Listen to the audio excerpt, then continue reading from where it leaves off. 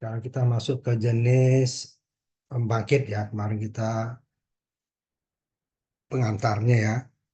Jenis pembangkit yang pertama adalah pembangkit listrik fotovoltaik atau tenaga surya ya. Karena dia di fotovoltaik. Nah ini yang paling mudah digunakan ya.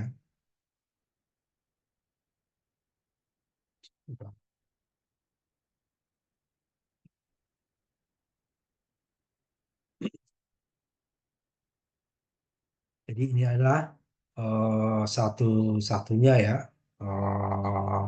energi yang tidak melalui gerak ya. Yang sampai sekarang ya, tidak melalui gerak. Yang awalnya itu kan pakai gerak ya. Jadi mereka apa namanya masuknya itu langsung ke eh,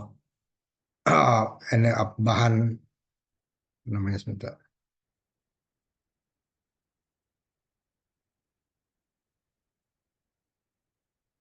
dari energi matahari diolah langsung elektronnya langsung mengalir gitu ya. Jadi dia yang menghasilkan tegangan DC. Nah, ini adalah pembangkit yang disebut dengan kalau bahasa kita itu foto apa PLTS ya, pembangkit listrik tenaga surya atau matahari. Jadi dia langsung mengubah energi matahari itu menjadi energi listrik. Nah, bisa dia nanti penggunaannya dengan dua cara ya. Itu secara langsung menggunakan fotovoltaik atau solar cell atau tidak langsung dengan menggunakan pemesan energi. Pemesan energi nanti dia panasnya yang diambil ya. Panasnya untuk menggerakkan semacam turbin lagi ya.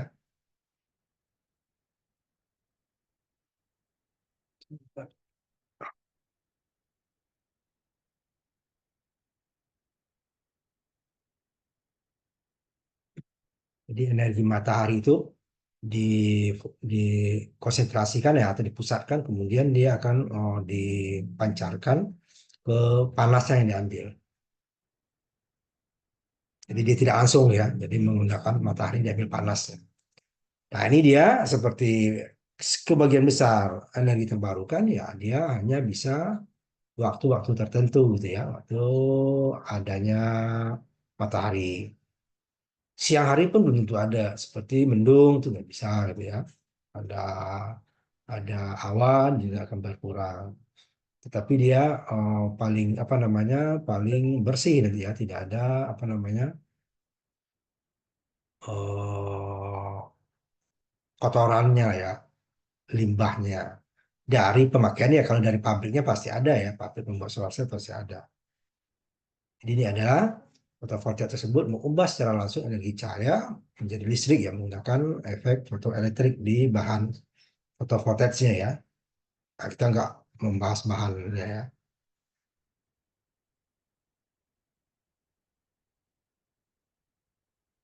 Kemudian yang pemusatan energi tadi, jadi energinya dipusatkan. Jadi di apa cermin ya, cermin cembung itu kemudian difokuskan ke suatu titik sehingga dia akan menghasilkan panas yang tinggi ya. Sehingga panasnya tadi digunakan untuk mesin panas ya seperti uap dan sebagainya.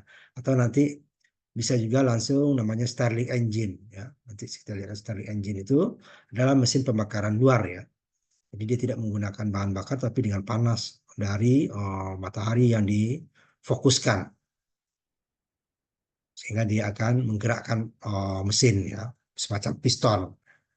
Sehingga pistonnya bergerak dengan panas dari matahari. Kalau mesin pembakaran dalam itu kan tidak bisa ya karena dia di dalam pembakarannya berarti dari bahan bakar ya.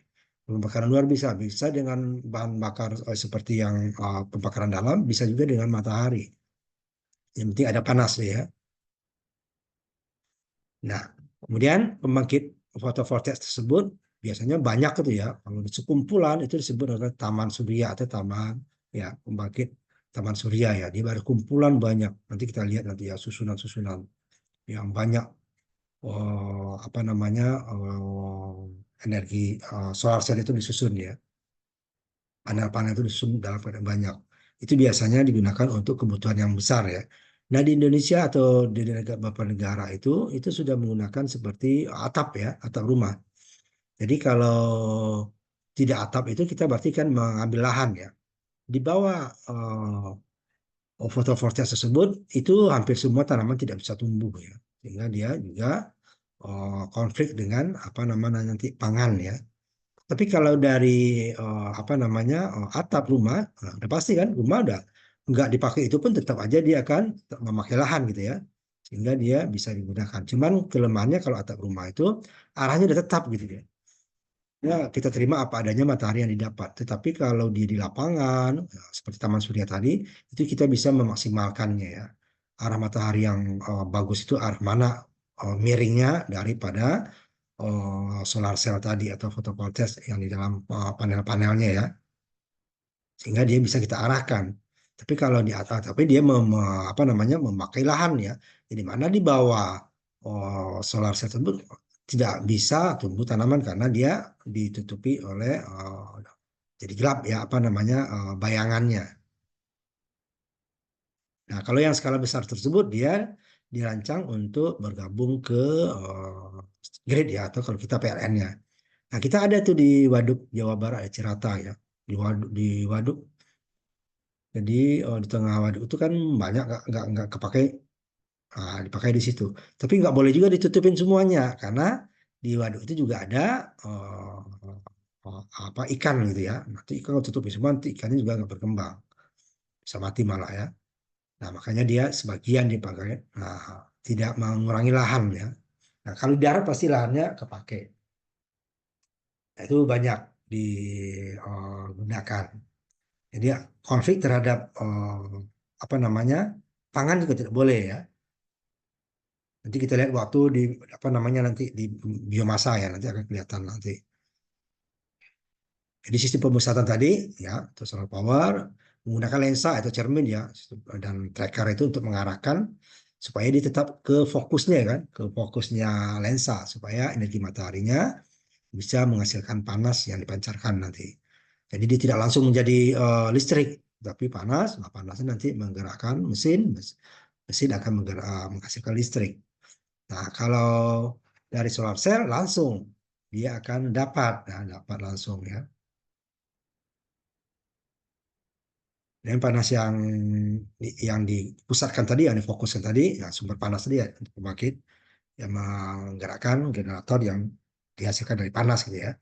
Nah, ini dia biasanya termasuk jarang ya, termasuk jarang digunakan karena memerlukan pelatihan-pelatihan lagi. Tapi dia ininya hanya lensa gitu ya. Sedangkan kalau solar cell ya itu teknologinya cukup tinggi ya. Wah, tidak semua negara bisa. Kalau lensa itu lebih mudah membuat lensa. Nah, makanya nanti ini dia biasanya digunakan menara tadi, itu menara apa ya, sistem lensa tadi, reflektor Fresnel namanya ya, menara surya, mungkin untuk mengarahkan ke di mana dia mesinnya mau dipanaskan.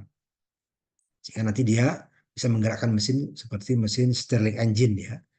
Jadi dia pembakaran luar. Nanti ininya mungkin ke depan kita lihatin seperti apa Stirling engine itu.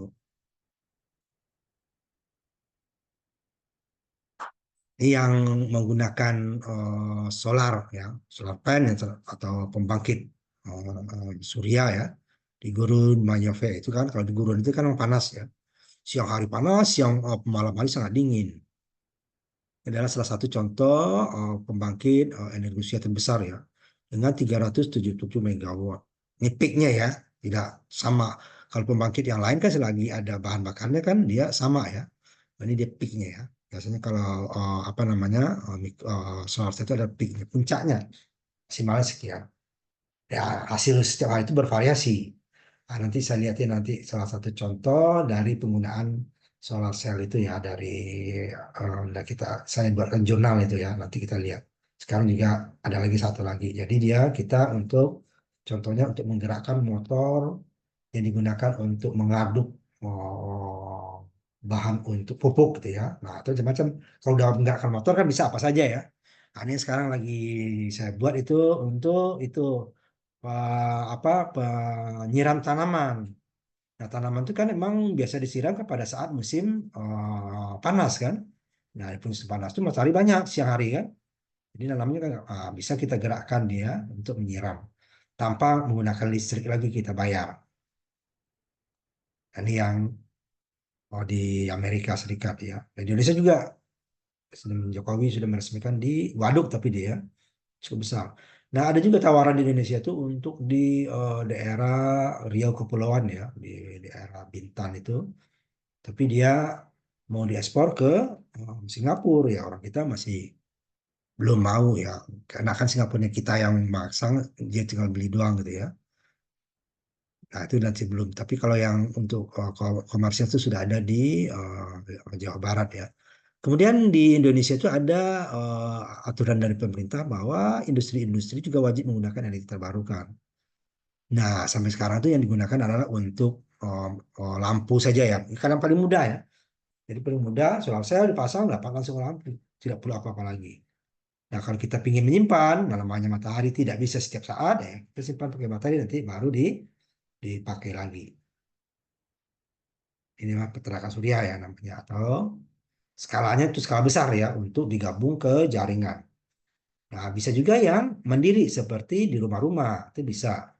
Itu kalau cuman di Indonesia itu ada kendala dari peraturan antara peraturan Menteri SDM dengan peraturan PLN itu tidak sinkron. Kalau SDM boleh ya, dia boleh kita. Jadi kalau siang hari kita mau punya listrik, ya PLN wajib beli. Nah, malam kita nggak punya, baru kita beli dari PLN. Nanti kita bayar listriknya tinggal lihat meter mana yang banyak. Kalau meter PLN yang banyak, selisihnya kita tambah, hanya selisihnya kita bayar. Kalau kita lebih banyak, PLN mengambil dari kita, itu nanti kita tabungan tuh minggu, bulan-bulan berikutnya. Tapi ternyata jadi kendala karena hanya sepertiga dari daya rumah atau kantor yang diperbolehkan ya. Pemain kita 2.100 watt sepertiganya kan, sepertiganya berarti yang 700 cuman gitu ya. Kalau di luar tuh sudah wajar, sesuka kita, sesuka ya. Jadi malah dapat subsidi supaya mengurangi penggunaan energi fosil. Jadi dia masyarakat itu perkantoran tuh di, di, didorong untuk menggunakan energi terbarukan. Mereka dapat subsidi-subsidi ya, walaupun tidak berupa uang, tapi keringanan-keringanan, keringanan pajak, keringanan membeli barang gitu ya. Nah, di Indonesia belum ada karena kita masih banyak berasal dari banyak yang dari apa namanya fosil terutama Jawa Bali. Nah, sebenarnya itu bisa dikembangkan untuk yang masih belum kelebihan suplai ya seperti di luar Jawa Bali ya. Nah, itu belum ada apa namanya tindakan nyata yang cukup besar gitu ya. Yang masih dikembangkan itu malah ini adalah panas bumi ya. Cuma panas bumi konflik dengan masyarakat. Karena masyarakat ada yang keberatan. Itu ada di Pulau Jawa sama di Nusa Tenggara Barat atau Timur, Timur ya. Masih bisa dilihat di searching ya, itu konflik karena menguras air katanya. Nah, solar cell itu tidak, tinggal kita beli ya, belum ada pabriknya kita bisa beli saja. Cuman kalau untuk masyarakat biasanya subsidi dari pemerintah. Itu sudah dimulai zaman Pak Habibie dulu, waktu zaman Pak Harto Presiden, Pak Habibie Menteri Risteknya, itu sudah daerah-daerah terpencil digunakan itu. Cuma hanya waktu itu untuk penerangan dan televisi ya. Masing-masing rumah dikasih satu gitu ya, satu panel pakai baterai sehingga mereka bisa gunakan. Tapi kan ganti pemerintahan ganti lagi. Nah, itu sebenarnya bisa untuk daerah-daerah terpencil atau daerah-daerah yang belum dapat jaringan listrik sehingga kita tidak perlu bangun diesel. Indonesia itu kan pulaunya itu kan 17.000 ya, yang besar tuh hanya baru 5. Nah, Bali nyambung, Madura nyambung gitu kan. Nah, yang lain itu kan nggak bisa nyambung ke pulau besarnya. Itu bisa dengan energi surya, kalau di pinggir pantai bisa digabung nanti dengan angin, bisa digabung dengan laut ya.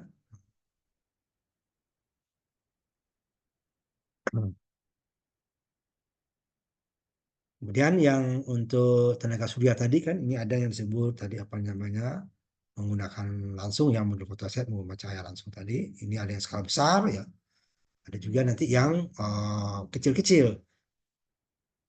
Nah, skala besar itulah yang menimbulkan masalah baru ya kalau dia dibangun di tanah ya. Karena dia akan menutupi lahan.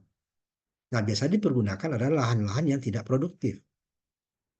Kalau di negara Eropa ada tuh, mereka tuh banyak ya lahan yang apa susah ya tumbuhnya. Kemudian yang banyak atau yang dengan satu-satu itu masing-masing punya kelebihan masing-masing ya. Kalau yang banyak tadi itu masalahnya menutup lahan ya kalau tidak ada lah berarti akan yang bisa lahan tertutup untuk umpamanya untuk pertanian atau untuk apa namanya kehutanan ya ketutup gitu ya. Nah kecuali yang tadi di gurun ya, nah gurun, nah, itu gurun memang nggak ada yang tumbuh ya. Nah, itu di negara Asia tuh ada di India sama Cina, mereka punya gurun ya, sehingga bisa digunakan. Apakah di negara Arab banyak ya, yang walaupun mereka mempunyai apa namanya bahan fosil yang banyak ya.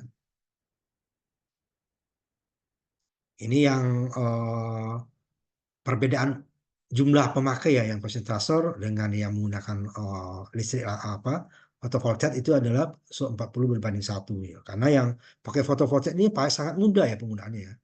Kita beli langsung kita bisa ada matahari, bisa sambung kabelnya, bisa dapat listrik. Itu sederhananya ya, bisa langsung dapat. Nah, kalau yang pakai kompleknya kan pasti ada penyimpanan ya. Nah, kalau kita pingin AC berarti nanti pakai inverter lagi. Nanti ada alat peralatan tambahan. Tapi bisa langsung.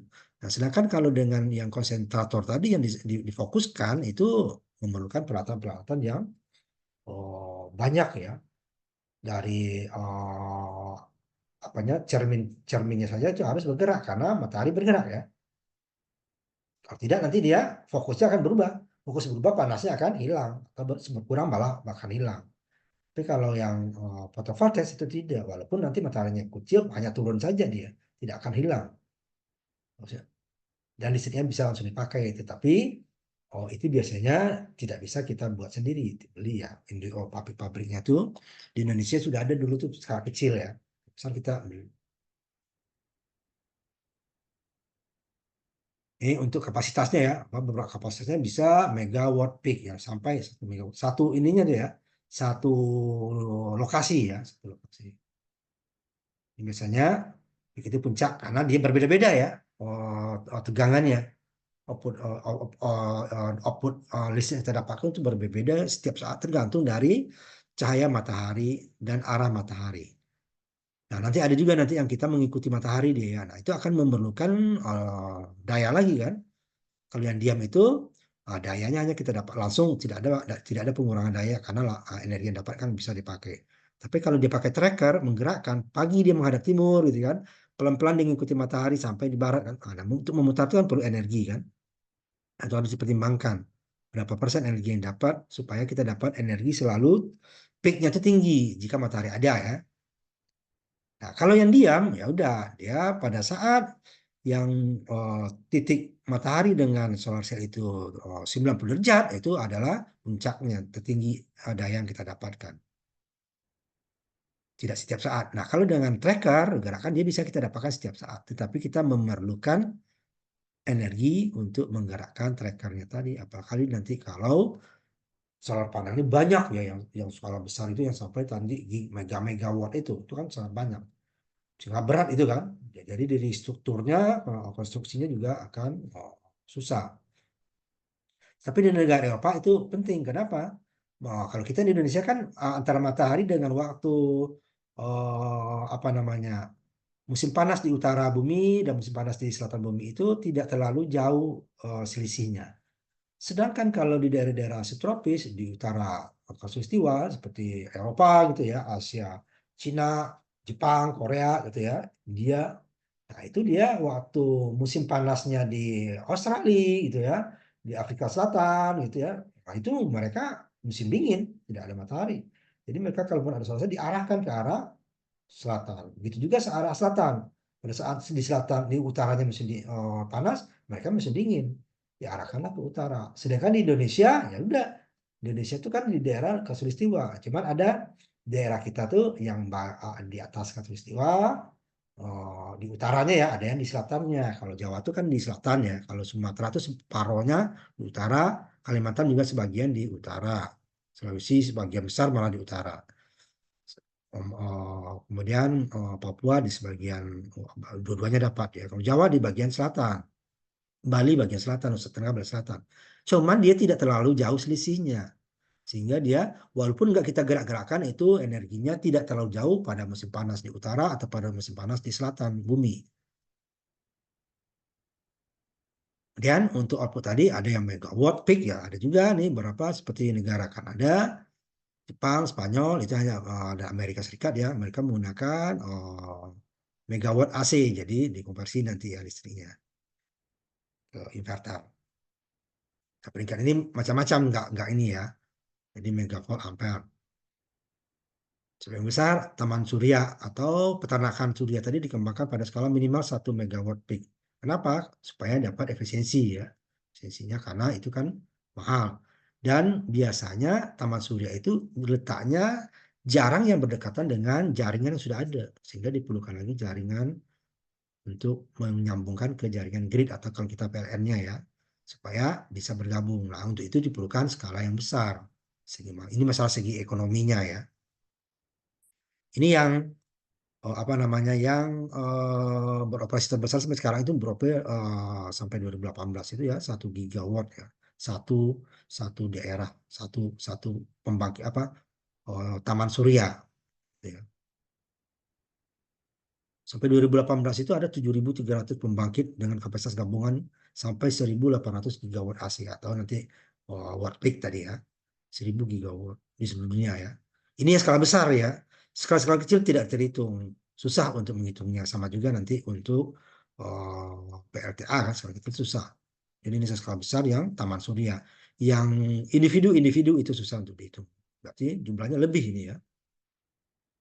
Ini adalah pertanian surya yang besar dari 4 megawatt ya. Ini yang di atas 4 mega yang dihitung. Padahal ada sampai 1 mega tadi masih taman surya ya. Masih. Ya, yang pribadi-pribadi itu tidak itu. Besar besar ya. Cuma masalahnya itu kan hanya siang hari. Siang hari pun tidak 100% gitu ya. Musim hujan, ada kabut, ada awan, itu akan bisa hilang atau berkurang minimalnya. Ini contohnya, ini yang ini ya, yang hitam ini kumpulan dari solar cell nih. Nah, ini kan kumpulan seperti ini kan menutupi ya, menutupi nanti kita lihat yang besarnya ya, menutupi sehingga di bawahnya tersebut tidak bisa ditanam jangka tanaman lain, rumput aja nggak tumbuh karena bayangannya akan mematikan tanaman. Nah, sekarang sudah dikembangkan, tapi belum bisa komersil ya, bahwa ada tanaman yang bisa tumbuh di bawah bayang-bayang itu. Tidak perlu dia dapat sinar matahari langsung ya, terutama untuk pangan ya. Ini yang seperti ini rumput pun tidak. Sehingga akan mengurangi nih kan, akan mengurangi lahan pertanian atau nanti lahan hutan ya. Sehingga dia akan berkurang. Nah, yang seperti ini nanti yang. Nah, kalau di daerah-daerah tanah kritis yang nggak bisa ditanam tanaman lain, nah itu baru cocok. Tapi kan susah tidak semua daerah kritis kan. Nah, di sini mamanya di danau ini bisa digunakan, tapi tidak boleh ditutup semua. Karena nanti ini ekosistem di ini akan berubah kalau ditutup semua. Jadi sebagian, nah ini yang seperti kalau danau besar di kita di Cirata ya itu dibangun pembangkit listrik tenaga surya yang sebagian dia diletakkan di dalam danaunya sehingga tidak menutup semua danau ya, waduk ya. Karena di sana juga ada usaha perikanan air tawar ya.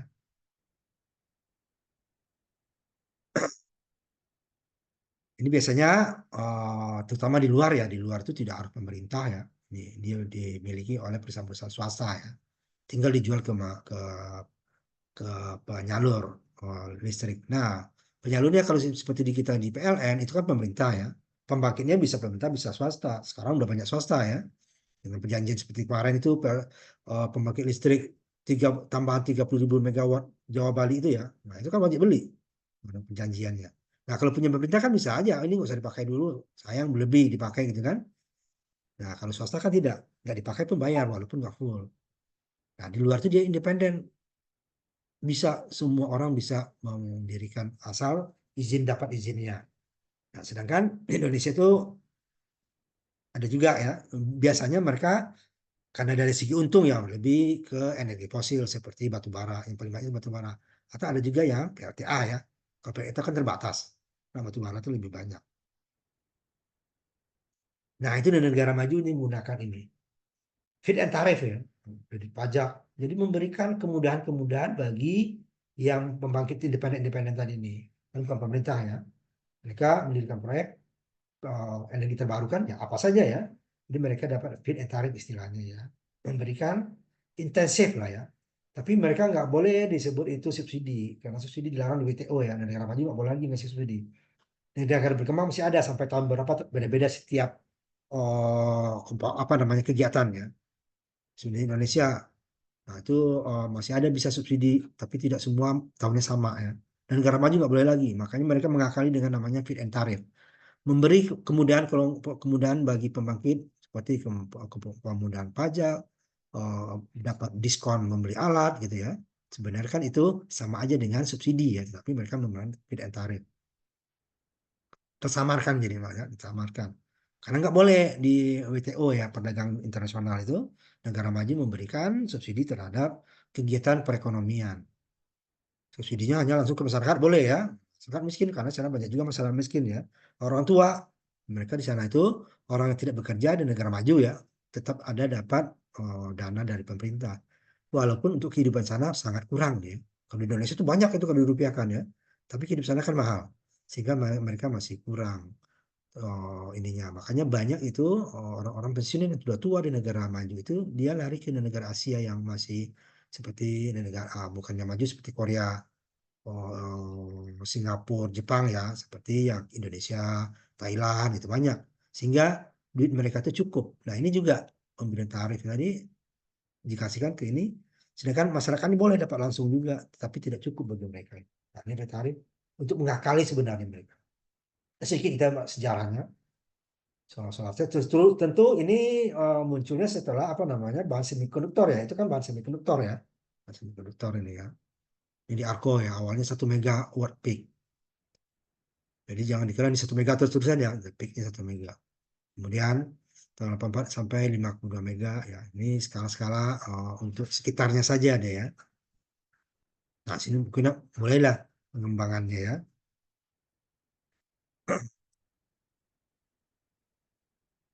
Kemudian di beberapa negara Eropa fit and tarif tadi direvisi ya karena masalah itu tadi.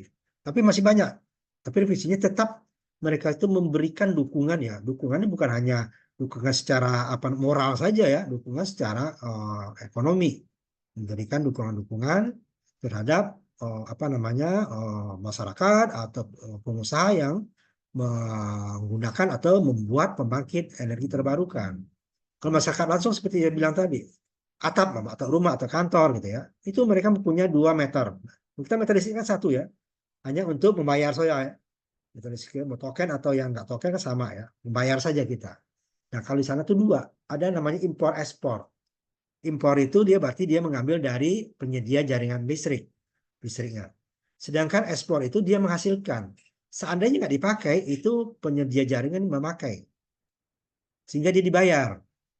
Nah, nanti waktu akhir bulan, mana yang banyak? Banyak-banyakannya mana? Jika banyak yang impornya, berarti selisihnya kita bayar. Dibandingkan ekspor ya, tinggal selisihnya saja. Tidak dari nol kita bayar. Tidak semua. Selisih antara impor dan ekspor. Jika ekspornya yang banyak, namanya itu nanti jadi tabungan untuk bla-bla berikutnya. Tak bayar duit dia. Nah, ini dia untuk apa namanya mendorong ya. Nah, di Indonesia hanya target dari pemerintah 2025 atau 30 itu kita 25% energi kita itu bawarannya adalah energi terbarukan. Sekarang itu masih jauh. Dan negara besar ini seperti Amerika Serikat, Cina, India, Prancis ya, Kanada, Australia, Italia itu adalah pasar utama untuk pembangkit fotovoltaik ya. Karena mereka itu terbatas ya. Kalau Indonesia hampir semua ada. Cuman hampir semua nggak ada, sangat, walaupun ada sangat kecil ya. Jadi kita bilang ada angin, cuma emang angin di Indonesia nggak itu ya, nggak cocok lah. Hanya di beberapa tempat, ada di Jawa Tengah, tapi yang besar itu di Sulawesi Selatan, di Jeneponto ya. Di Jawa Tengah ada. Kalau kita ada matahari apalagi ya kita negara, tapi belum banyak. Makanya pemerintah mewajibkan industri yang bangun itu harus ya untuk mengurangi. Tapi dari satu sisi PLN kelebihan pasokan, itu ya. Di apa tempat-tempat yang besar ya karena mereka nah seperti Amerika Serikat, Cina, India gitu ya, Kanada terutama Australia itu mereka punya lahan-lahan tanah yang datar yang luas gitu ya karena mereka berada di benua ya sehingga mereka gampang membangun pembangkit seperti yang tadi nih daerah yang luas. Di Indonesia kan jarang karena kita daerah kepulauan berbukit-bukit gitu kan susah banyak nasinya maka mereka angin dan energi apa namanya solar cell ini yang banyak mereka bangun. Nah, di daerah kontinen atau benua itu anginnya lebih kencang. Indonesia daerah kepulauan itu tidak ternyata nggak kencang, nggak cocok dengan pembangkit skala besar ya. Hanya beberapa tempat saja. Padahal Indonesia daerah kepulauan, kan? Nah, pantainya banyak sebenarnya kan. Nah, berbeda negara Asia lainnya seperti Vietnam gitu ya. Itu mereka sudah banyak pembangkit tenaga anginnya mereka itu menggunakan yang digunakan di pinggir pantai ya. Di pantainya ya, maksud di pantainya bukan pinggir di pantainya. Karena angin pantai itu lebih tinggi. Nah, karena mereka dekat ke ini ya benua ya. benua, mereka gabung ke benua. Kalau kita kan kepulauan. Contohnya tadi jarak jauh, tadi kan jarak dekat. Nah di bawah sini ini udah susah tanamannya karena ketutup oleh ini. Ya, paling yang cocok rumputan aja. Nah sebenarnya kalau ada yang tumbuh ini masih bisa kan? Ini kan cukup tinggi ya. Jadi bisa dijadikan untuk tanaman, tapi susah karena dia ketutup oleh apa namanya, bayangan ini. Dia kalau yang besar seperti ini untuk tracker agak susah ya, energinya besar. Ini kan taman surya namanya ya, atau peternakan surya. Besar ya. Paling kecilnya 1 megawatt total watt peaknya ya. Ini penggunaan lahan tadi. Nah kemiringan kalau di Indonesia itu, ini kemiringan itu kalau supaya nggak ketutup nanti ya. Antara ini, bagian ini dengan belakangnya tidak tertutup. Sayang energinya, karena ini mahal, cukup mahal ya. Cuman dia umurnya panjang ya, 20 sampai 25 tahun ini kalau nggak diketok ini tidak akan rusak. Tinggal dibersihkan saja, dilap saja ya. Cuma nanti dia karena teknologi terbaru akan makin canggih ya, makin efisiensi makin tinggi, dengan ukuran yang sama dapat dapat listrik yang lebih besar ya. Kalau dulu awal-awal ini dulunya didapat di bawah 10% ya efisiensinya. Jadi artinya apa? Jika ini 1 kilowatt gitu ya, ya 100 watt lah umpamanya. Kita dapatnya paling tinggi 10 watt satu panel ya. Kalau sekarang itu udah ada yang di atas 25%. Jadi kalau satu panel 100 watt dapat bisa lebih dari 25 watt. Berapa kali kelipatannya? Dulu 10 watt aja susah ya. Sekarang keluarga terbaru itu sudah dapat. Nah, cuman masalah tadi ya dia menutupi lahan gitu ya. Jadi kalau ini lahan pertanian akan berkurang lah lahan pertanian di daerah tersebut gitu kan. Makanya dicari daerah-daerah yang tidak dipakai di pertanian. Seperti beberapa tempat itu apa namanya, di gurun gitu ya. Jadi ini kemiringannya juga ini kan ya, untuk supaya maksimal ya. Cuma di daerah tropis yang kita lihat nih, untuk 1 hektar megawatt di daerah tropis, ini di daerah subtropis, Eropa atau utara khatulistiwa ya, atau selatan itu memerlukan 2 hektar. Kita itu lebih tinggi esensinya ya. Kita 1 hektar itu dapat 1 megawatt peak ya. Di Eropa tuh 2 kali lipat lahannya. Jadi lahan yang sama ini, katakan ini lahannya 1 hektar. Itu di Eropa untuk mendapatkan listrik 1 hektar di Indonesia itu dia butuh 2 hektar. Ya. Nah dia efisiensi kita ini kita lebih tinggi ya tarinya. Mereka kan itu pun kalau 2 hektarnya pada saat musim panas ya, musim dingin lebih turun lagi nih. Nah kalau kita kan nggak jauh beda, pasti ada turun naik sedikit ya. Karena matahari pun bergerak dari utara ke selatan. Cuman di Kalimantan itu selisihnya kecil. Kalau di Eropa itu jauh ya. Makanya musim dingin dan panasnya di utara dingin, di selatan panas. Di selatan dingin, di utaranya panas kan segitu dia. Bayang-bayang tadi atau apa namanya tadi bayangan dari soal saya terhadap yang lain menutup ya, menutup nggak boleh. Maka disusun ininya supaya nanti jaraknya juga diatur. Terlalu jarang rugi kita untuk ininya kan, untuk lahan. Terlalu dekat nanti dia ini membayangi bagian yang lain, itu nggak boleh ya. Makanya diatur peraturannya ya. Nah ini yang 2 sumbu ini, kalau di Indonesia cukup 1 sumbu ya, barat ke timur saja trackernya. Kalau mereka nggak 2 sumbu, barat ke timur pada saat tiap harinya, kemudian waktu matahari ke selatan mereka harus mengarahkan ke selatan. Kemudian dari yang di utara mereka mengarahkan ke utara, ke Indonesia kan tidak. Kalau di Pulau Jawa itu kita cukup menghadap selatan ya, miringnya ke selatan. Kenapa ke selatan? Karena kita ke utara ya. Kalau kita kan di selatannya Khatulistiwa, maka menghadapnya ke utara supaya lebih maksimal dia. Kalau mereka nggak harus 2 sumbu. Barat timur juga, utara selatan juga. Untuk daerah utara sama selatan bumi ya dari Khatulistiwa. Di negara Khatulistiwa seperti Indonesia, Papua New Guinea, nanti di Afrika yang ada di Amerika Latin, bagian ya itu mereka tidak perlu 2 sumbu. Kalaupun tracker cukup 1 sumbu saja. Tapi tracker dipertimbangkan tadi seperti ini lihat, ini kan berat ya. Kalau kita butuhkan untuk penggeraknya dari barat ke timur mutarnya, apalagi utara selatan ya, itu kan perlu listrik yang besar. Nah di sini kami di sini lagi berkurang deh kan. Nah di Indonesia itu tidak terlalu perlu. Tapi kalau kita buat sumbu itu akan lebih meningkatkan ya. Tapi harus dihitung meningkatkannya dengan penggunaan yang dipakai untuk motornya dengan yang dihasilkan mana yang lebih banyak. Kalau lebih banyak baru digunakan. Kalau sama saja nggak ada gunanya kita udah nambah energi gitu kan, nambah biaya, tapi hasilnya input tambahannya dengan yang memakai motornya sama, nggak ada gunanya. Nah, ini juga nanti ini kan topografi daerahnya, daerah mana? Lintang utara, bujur. Nah, sebenarnya kan lintang lebih banyak ya, lintang utara atau selatan. Karena matahari kan dari barat timur itunya ya, sehingga dia lintang utara sama selatan. Lokasi terbaik, contohnya penggunaan lahan dianggap sebagai lokasi ladang coklat atau di mana tidak ada penggunaan lahan-lahan yang berada. Daerah-daerah nganggur lah ya, di tanaman lain nggak cocok gitu ya, nggak, walaupun ditanam dia ada tumbuh tapi nggak subur gitu ya, kan nggak ekonomis. Kita dapat pakai pupuk segala macam, dia hasilnya kecil, makanya baik digunakan. Tapi kalau daerah subur itu tidak dianjurkan. Bentrok dengan kebutuhan apa namanya, kebutuhan apa namanya, pangan. Bahkan di area budidaya sebagian besar lokasi pertanian sudah dapat dikhususkan ya untuk guna produktif, tanaman atau keberagaman hayati. Agroprotect, nah, kalau biasanya kan argo industri ya, ini agroprotect. Jadi ke industri yang berbasiskan pangan. Kalau ini agroprotect, listrik yang menghasilkan pangan. Pengembangan pengembangan bersama antara Kasudia dengan pertanian konvensional. Jadi dia diantaranya bisa ditanam nanti, tapi dia tanaman tidak boleh menutupi cahayanya nanti, menghalangi cahaya. Kemudian juga bayangan dari fotovoltaik juga nggak boleh menutupi tanaman, nah, sehingga dia dulunya bisa. Tapi agak susah ini ya, karena bayangan tadi ya. Kalau dia tidak menutupi itu baru bisa. Nggak boleh tanaman tinggi, di kelapa gitu ya. Nggak boleh tanaman yang rendah masih bisa. Sehingga sekarang dicoba, sudah dikembangkan ya sama ahli untuk mendapatkan tanaman yang dapat tahan terhadap bayangan sebelum tadi ya, sehingga dapat meningkatkan nanti nilai ekonomi sampai 30%. Cuman tanaman tertentu ya, yang komersil, yang bisa dikomersilkan, daripada dia hanya ditanam tanaman saja atau ditanam fotovoltaik saja digabung.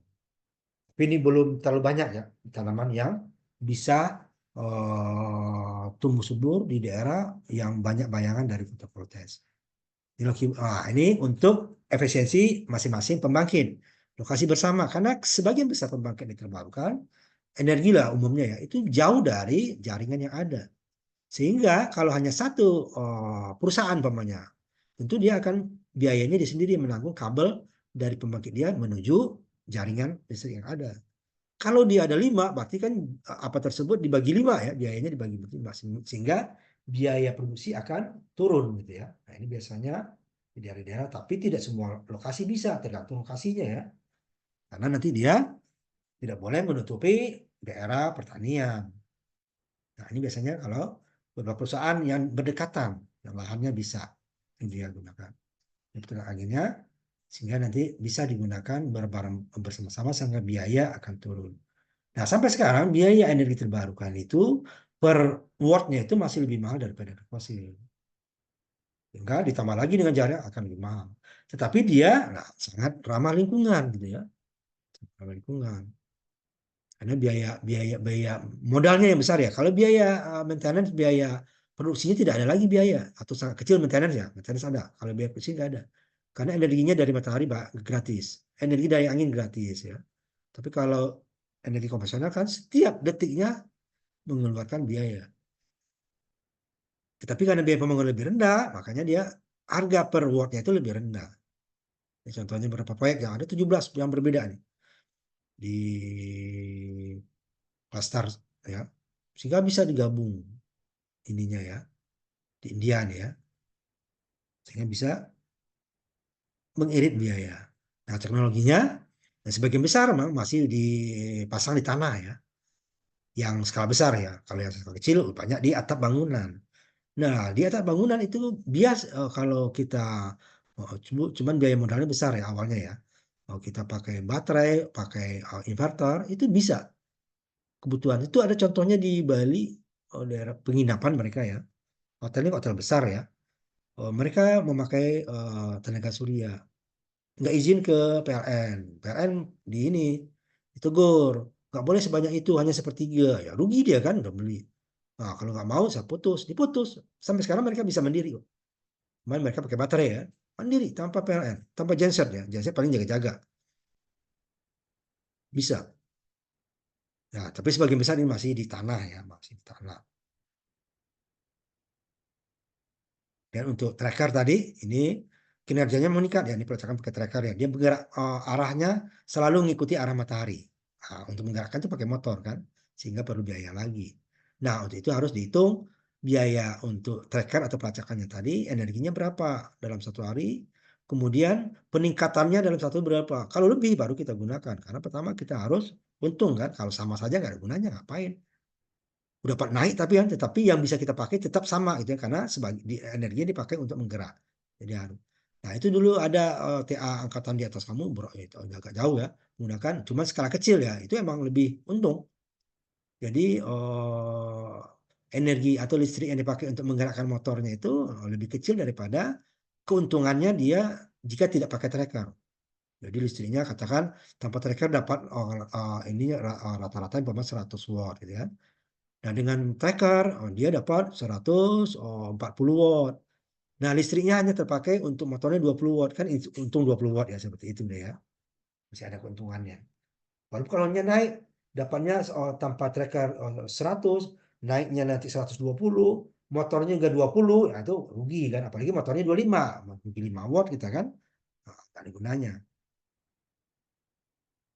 Nah, kalau dia yang dari pembangkit surya, taman surya tadi ini akan diubah dulu ke AC ya, karena masuk jaringan itu sudah AC, tidak bisa DC.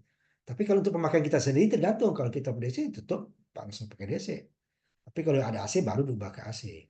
Itu biasanya pakai inverter. Nah, tapi kalau taman surya karena dia harus dikirimkan ke pembangkit, maka dia harus diubah ke AC dulu. Nah, baru dia masuk trafo. Nah, itu udah masuk ke jaringan. Ini untuk pengaturan array yang berjajar tadi ya, contoh tadi yang berjajar satu-satu ya, ini array namanya satu array. Jadi kan array itu lebih dari satu gitu ya. Di pemrograman kita juga bahas kan. Jadi strukturnya itu banyak yang apa namanya pemasangan array gini ya. Modelnya biasanya berarti ke arah khatulistiwa arahnya ya. Kalau kita udah arah utara selatan aja. Kalau di daerah Sumatera Barat sebagian, Aceh, Riau, itu mereka arahnya ke selatan ya. Kalau kita Jawa itu arahnya ke utara. Oh, di nggak ke utara nggak selatan kok rata, itu masih bisa. Tapi arah utara selatan itu lebih lebih tinggi nilainya hasilnya ya. Karena matahari dia pasti utara dan selatan nanti arahnya. Suatu saat baru pas tengah-tengah khatulistiwa. Itu berubah dari 6 bulan sekali dia bergeraknya. Nah, di khatulistiwa ini kemiringannya sedikit kurang ya, karena dia matahari di atas khatulistiwa. Walaupun kadang miring ke utara sedikit, ke selatan sedikit, berapa derajat itu ya. Tapi kalau di daerah utara bumi, selatan bumi itu jauh. Makanya dia perlu tracker dua sumbu tadi ya. Nah, ini juga ada iklim lokal juga sama. Nah, kita di daerah Jakarta umpamanya, daerah panas lah ya. Daerah Jakarta Utara lagi umpamanya panas dibandingkan daerah Bogor, itu akan berbeda ya hasil listriknya. Akan berbeda ininya. Tapi kalau arahnya kemiringannya sama ya, daerah sama. Tapi kalau daerah-daerah ekstrim seperti utara, selatan, peristiwa itu perlu. Maka dia perlu apa namanya tracker dua sumbu tadi. Yang satu sumbu itu jarang-jarang digunakan yang setiap hari itu, yang digunakan utara barat timur itu ya. Kalau yang utara selatan itu bisa bulanan baru dia digeser. Kalau nggak digeser tetap dapat tapi rugi kita. Tapi kalau yang bergerak tiap hari kan lari barat ke timur ya, dari timur ke barat. Ini untuk array tadi karena berderet-deret ini harus kemiringan disesuaikan. Jangan sampai dia nanti menutupi bayangan dia menutupi yang bagian yang lain ya. Kayak dia kalau menutupi kan yang arah belakang ini kan rugi. Nah, jangan sampai dia saling menutupi. Nah, itu yang pakai tracker juga diperhitungkan nanti karena arah kemiringannya berbeda. Kalau yang diam kan udah satu kali dapat udah untuk selamanya kan. Tapi kalau yang pakai di tracker digerakkan ke arah timur, ke arah utara selatan, timur barat itu harus dihitung lagi. Karena dia bergerak. Tidak boleh dia jarak maksimalnya itu tidak boleh menutupi array yang lainnya. Sehingga nanti dengan cara itu akan meningkatkan outputnya itu beberapa persen gitu ya. Kita Kalau tidak, kita rugi. Ya, gitu kan. Mataharinya sama, cuman arah arah solar cell kita tidak mengarah ke matahari, lebih tegak lurus ya, sehingga rugi energi yang kita dapatkan. Semakin tegak lurus ya, semakin besar energi yang didapatkan. Ini yang sumbu ganda itu biasanya digunakan di daerah utara atau selatan khatulistiwa ya, karena pada saat musim panas di utara, di selatan itu musim dingin. Jadi mereka harus mengarahkan sumbunya itu ke utara. Yang selatan juga gitu ya. Kemudian kalau sumbu satu lagi barat timur itu boleh pakai boleh tidak, karena dia itu tiap hari ya. Kalau digerakkan pasti dapat lagi energi tambahan, tetapi juga memerlukan biaya energi untuk menggerakkan motornya. Yang dia menggunakan dua sumbu itu, kalau di Kasulistiwa jarang kita digunakan, hanya satu sumbu barat timur saja. Malah nggak ada pakai itu ya, tetap diam gitu ya. Tapi kalau kita pakai sumbu bisa digerakkan, itu dapat energi yang lebih. Tapi kan perlu maintenance itu ya, namanya motor ya, itu pasti pakai maintenance. Walaupun dia nggak punya setiap saat ya, hanya beberapa jam, berapa menit ya, baru gerak sedikit, berapa menit gerak sedikit. Atau dia yang langsung mengikuti arah matahari, nah, itu energinya lebih besar. Lebih baik kita pakai waktu saja gitu ya. Ini untuk array tadi perlu mengurangi antara bayangan antara array ya, supaya tidak saling mengganggu. Jika nanti mempertahankan jarak array dengan sudut kemiringannya juga harus tahu. Kemudian untuk peningkatan outputnya ya dapat mencapai urutan sampai 30% ya, tergantung ya. Seperti arah itunya, arah radiasi mataharinya. Kemudian juga apa namanya, motornya gimana? Dapat 30%, motornya di bawah 30% nggak energi keseluruhan terpakai ya. Nah, kalau di bawah itu kita masih untung. Itu belum tentu ya. Tambah lagi nanti maintenance. Ya, tambah maintenance lagi. Tambah biaya modal awal kan beli motor. Nah, kalau rusak ganti lagi kan. Nah, itu perlu dipertimbangkan. Tapi kalau skala besar itu bisa. 30% itu besar ya. Akan menutupi biaya pembelian motor, biaya maintenance, dan energi yang digunakan. Maka digunakan ini di daerah subtropis ya. Subtropis itu adalah yang punya 4 musim. Seperti di Eropa, di Jepang, Korea Utara, Selatan gitu ya. Australia di bagian selatannya. Nah, itu seperti itu. Kalau di daerah tropis tidak diperlukan yang buat sumbu pelacak tadi. Ini bisa menggerakkan. Dia tidak bisa kita buat seperti ini tadi, terlalu berat. Nah, ya awal lagi ya. Nah ini kan panjang, susah. Ini permanen nih. Ya ini dia satu-satu yang digerakkan ya. Kita lihat nanti ya. Kita buat seperti yang itu, oh berat, mesinnya motornya berat. Nah ini kan dia satu-satu ini ya. Dia bisa ke arah utara selatan. Jika di matahari ke arah selatan, dia ke arah sana. Jika matahari ke utara, dia ke arah. Oh, ini barat timur bisa digerakkan atau bisa tidak. Tergantung mana yang lebih efisien. Nah, ini dia tidak panjang seperti tadi kan. Nah ini kan bayangan itu bisa bergeser kan. Arah sini kalau di arah muter sini beda lagi arahnya. Makanya jaraknya agak jauh. Sehingga dia membutuhkan lahan yang lebih luas ya. Atau dengan lahan yang sama dapatnya lebih sedikit karena jaraknya harus diatur. Kalau diam kan tidak. Setelah dilihat tidak ada bayangan yang dia udah bisa. Nah, ini kan dia bergerak. Sekarang bayangan sini, besok kalau diputar arahnya ke sana. Putar sana arahnya ke sini kan. Nah, sehingga dia tidak boleh bayangan ini menutupi sini gitu ya. Nah, atau bayangan sini menutupi sini. Jadi bayangannya ada jarak karena dia bisa bergerak. Kalau sumbu tunggal ini di negara tropis itu bisa digunakan sumbu tunggal atau di subtropis juga bisa ya. Cuman dia arahnya ini aja utara selatan ya, barat barat timur barat enggak. Di sumbu tunggal itu biasanya di daerah tropis untuk meningkatkan ya, karena dia utara selatannya ada perbedaannya dari setahun setahun itu ya, cuman kecil ya. Rugi kita menggunakannya. Kecuali buat manual. Manual itu juga akan mengganggu jarak jumlah ya, karena jumlahnya akan lebih sedikit untuk area yang sama. Beda sumbu horizontal. Jadi kalau itu kan ada vertikal horizontal ya. Dia kiri kanan atau atas bawah ya. Untuk ke arah selatan. Ini biasanya campuran ya. Ini harus disesuaikan, harus dihitung ya, karena oh, motor penggeraknya udah pasti menggunakan energi. Ini kan utara selatan ya untuk sejajarkan. Kalau barat timur itu kan perubahan tiap hari, kita utara selatan saja.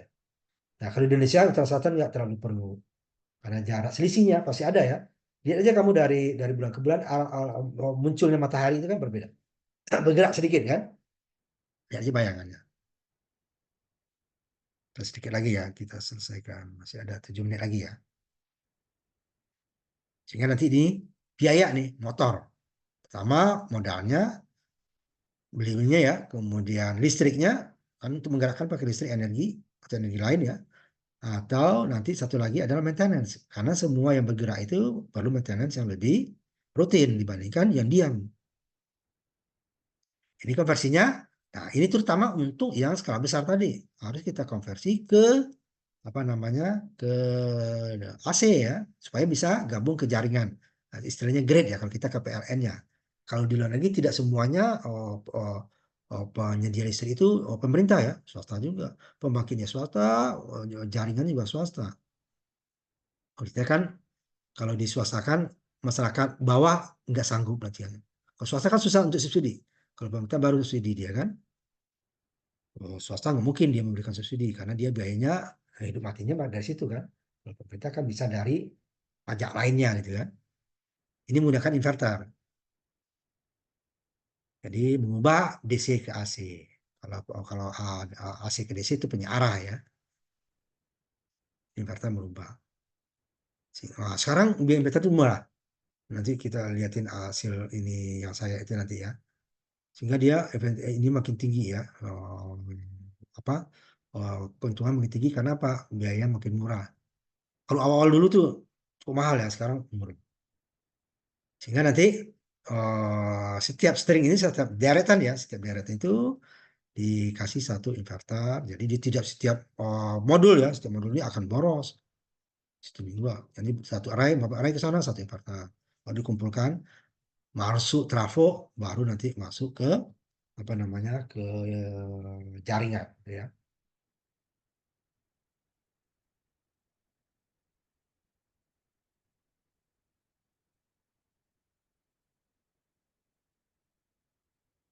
Jadi ya, inverter terpusat berarti semuanya digabungkan dulu dayanya baru masuk satu inverter besar ya. Dan string atau deretan inverter. Deretan inverter masing-masing jalur satu inverter. Dua-duanya punya keuntungan. Kalau terpusat ini kita tidak perlu memikirkan setiap jaring deretan ya, satu saja. Cuma jika ada masalah ya semua listrik akan tidak bisa diekspor ke jaringan. Inverter ini juga biaya lebih banyak ya karena dia jumlahnya banyak walaupun ukuran kecil ya. Sehingga kalau ada yang rusak, yang lainnya tidak mungkin rusak barengan kan. Nah, dua-duanya itu bisa perlu dipertimbangkan secara ekonominya mana. Biasanya kebanyakan menggunakan string itu ya lebih aman. Kalau terpusat itu kita bisa tapi harus punya cadangan. Biaya lagi tuh kan. Seandainya ada perbaikan, maintenance atau rusak, itu baru dia cadangan digunakan. Kalau ini dia biasanya karena jaringan apa deretannya banyak ya ada satu dua yang rusak itu tinggal diperbaiki aja. Walaupun menurunkan listrik ya, daya listrik karena ada yang tidak bisa menghasilkan listrik AC. Inverter tunggal itu memungkinkan mengoptimalkan output ya setiap panel. Temper meningkatkan keandalan dengan membatasi hilangnya output untuk inverter. Karena masing-masing ini kalau yang satu itu ya rugi-ruginya satu gitu ya. Kalau banyak rugi-ruginya masing-masing inverter ada rugi-ruginya. Jadi energi yang DC yang dihasilkan itu tidak 100% ya dijadikan AC, ada rugi-ruginya. Jangankan itu, trafo juga seperti itu kan. Pasti ada rugi-ruginya. Tidak bisa kita mengharapkan dia 100%. Ini inverter terpusat. Satu ether dibuat satu inverter. Tentu dengan cadangan biasanya ya. Ini dia inverter terpusat itu sering dikonfigurasikan atau disusun ya dalam blok persegi panjang terpisah yang berlainan ya. Inverter terkait di satu sudut atau bagian tertentu dari tengah bloknya. Disusun. Nih, contohnya nih, ini inverternya nih, kotak ini. Jadi dia terpusatnya satu-satu ini ya, tidak keseluruhan. Satu-satu kelompok, satu inverter. Ini baru masuk ke trafo dulu ya, untuk menaikkan tegangan, baru nanti ke jaringan. Kalau dari inverter ya itu tadi masing-masingnya disusun. Tinggal mana yang lebih memungkinkan untuk tempat juga ya, untuk tempatnya mana yang lebih memungkinkan. Kinerjanya adalah fungsi dari kondisi iklim ya. Jadi nggak bisa seperti apa fosil ya, yang kinerjanya bisa dijamin stabil. Kalau ini dia kondisi iklim akan mempengaruhinya, sehingga dia yang diambil nanti makanya peak ya tadi kan, world peak. Nah, puncaknya berapa maksimal berarti ya. Berarti rata-ratanya pasti di bawah puncak kan. Nah, puncaknya hanya waktu-waktu tertentu saja. Efisiensi konversinya ya dari model Rusia. Nah, ini sudah makin tinggi sekarang ya. Jadi model Rusia sekarang efisiensi sampai 25%. Kalau dulu tuh di bawah 10, 12 aja susah. Sekarang di atas 25%. Sehingga makin meningkatkan energi yang dihasilkan untuk luas yang sama ya. Luas panel yang sama atau luas panel sama luas lahan yang sama ya, itu akan energinya. Makanya yang tadi umurnya sampai 25 tahun itu tidak digunakan orang. Kenapa? Rugi kita. Kalau modalnya sudah balik, udah untung, dia akan pakai lagi, ganti model yang baru, di mana energi yang dihasilkan akan lebih banyak. Tapi kalau belum balik modal, orang nggak mau kan. Walaupun dia belum sampai 20 tahun atau 25 tahun. Ini 25 tahun turun apa namanya kinerjanya itu sangat kecil ya, tidak sampai maksimal 10% turunnya dari 25 tahun ini. Beda dengan mesin panas ya, thermal, itu dia akan sangat drop itu. Ini contohnya yang di Georgia ya, pembangkit yang 1 rai ini. Ini diam dia ya, nggak bergerak. Degradasi atau penurunan sistemnya. Nah, lihat nih. Awalnya output dari fotovoltaik menurun sebanyak 10% ya, awal generasi baru ya. Tetapi mulai tahun 2000, generasi 2010 itu degradasinya hanya 0,5% per tahun. Jadi kan kalau 10% hanya 5% kan, 20 tahun kan 10% zaman. 25 tahun turunnya hanya 12% kinerjanya. Kalau dulu 25 tahun ya kali 10 udah habis ini. 10 tahun aja udah 100% ya. Nah, ini dia sampai turun. Cuman masalahnya itu tadi kan, generasi baru akan menghasilkan kinerja yang lebih bagus. Tapi kalau dengan peningkatan yang ini kan, kalau dipertimbangkan dari segi ekonomi, sudah beli modal, udah untung, baru ganti yang baru. Supaya apa? Kita dapatkan dengan luas yang sama, dapat energi yang lebih besar. Tapi kita pakai modal baru lagi kan, pembelian fotovoltaik yang baru dengan efisiensi yang lebih tinggi. Nah, dibandingkan ini dulu juga kan, dari tahannya ini 10% per tahun. Setahun aja udah 90. Besok dari 90 kurang lagi 9 kan, udah 19. Turun lagi sampai 20. Ah, kan lama-lama dia tinggal separuh atau di bawah separuh. Kalau ini kan masih 20 tahun aja masih 90% ya. 25 tahun aja udah 88%. Sangat bagus itunya ya. Masih 4% per tahun aja kan. Ini 64% dalam kerjasama ya. Nah, ini kan dia. Ini jaminannya katanya, ini sampai 90% dalam 25 tahun. Jadi dia masih hilang 10% sampai 20% cuma dalam 20 tahun. Ini kan modal ya. Jadi kalau pengusaha-pengusaha itu harus diperhitungkan. Walaupun spek itu dalam kenyataan nanti bisa saja berbeda. Tergantung juga kan dari keadaan suhu, cuaca daerah tersebut ya.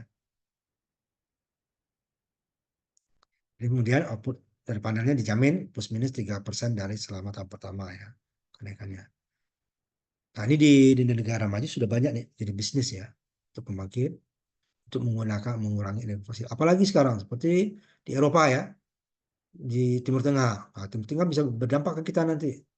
Kalau di Eropa kemarin kan negara Eropa yang terdampak perang Rusia dengan Ukraina. Sekarang Iran dengan apa Amerika sama Israel. Itu kan minyak bumi nanti gas itu akan susah, ya akan berpengaruh ya. Nah, jika kita punya energi terbarukan itu kita tidak terlalu tergantung. Pasti ada pengaruh tapi tidak besar. Kalau sekarang kita kan itu dia 90% lebih kali di Indonesia itu energi fosil ya. Dikurangi lah dengan apa namanya PLTA ya. Itu di atas 80%. Jadi kalau minyak, gas itu, batu bara itu harganya melonjak udah naik. Itu dia untuk. Nah ini untuk pengembangannya ya independent power production ini biasanya emang swasta. Tapi kalau di Indonesia dijamin sama pemerintah atau PLN bahwa listriknya dibeli. Itu deh ya. Mungkin sampai di sini dulu kita nih ini ya. Nah, ini bisa sebagai tempat hiburan ya, karena dia tidak bergerak ya, aman orang sekitar dia. Beda dengan pembangkit apa namanya angin ya, itu angin di daerah radius tertentu nggak boleh, karena namanya bergerak itu suatu saat bisa saja roboh, bisa saja bilahnya patah gitu kan. Nah, kalau ini kan diam ya.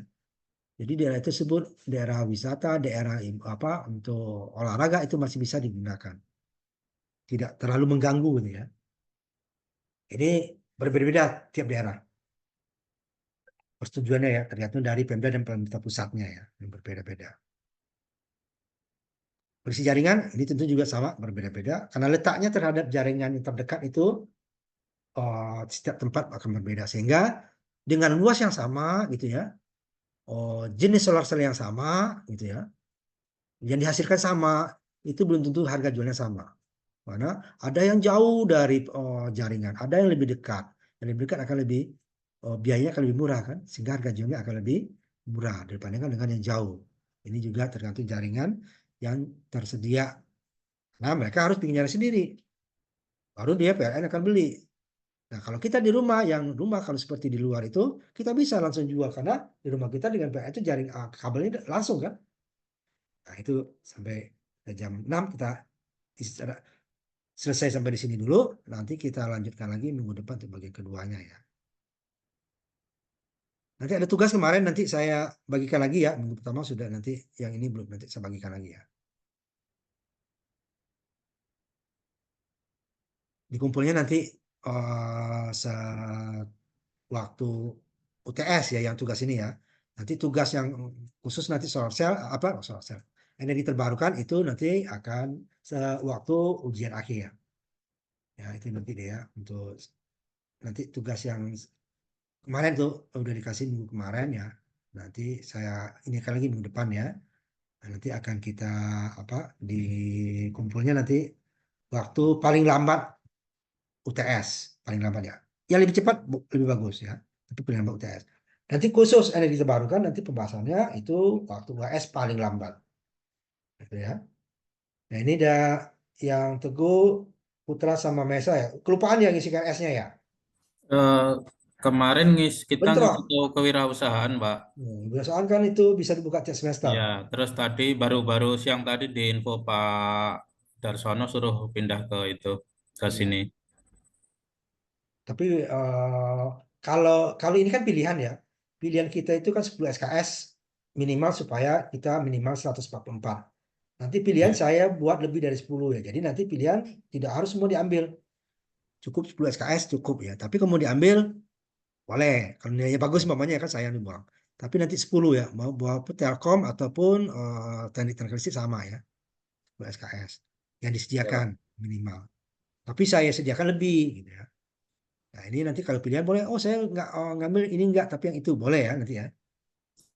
Ya, Nah, sampai Pak. sini ya. Terima kasih. Nanti ketemu lagi kita minggu depan masih online gitu ya, masih online dulu gitu ya. Assalamualaikum warahmatullahi wabarakatuh. Selamat malam. Itu kita ketemu lagi minggu depan ya. Waalaikumsalam. Terima Tutup kasih, ya. Pak. Nanti videonya bisa saya kirimkan di link biasa ya. Terima kasih Pak Yun. Yo.